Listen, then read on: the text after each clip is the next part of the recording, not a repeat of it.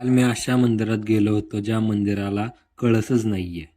नमस्कार मंडळी, मी प्रसाद. सकाळी उठलो, लॉंग विकेंड आला तर हो नाही बोलत आम्ही निघायला जरा उशीरच झाला.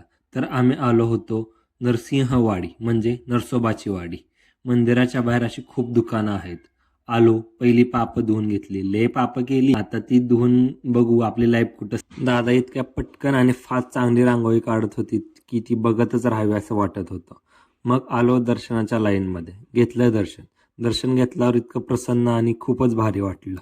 तुमच्यासाठी पण आपल्या व्हिडिओतर्फे दर्शन दिले.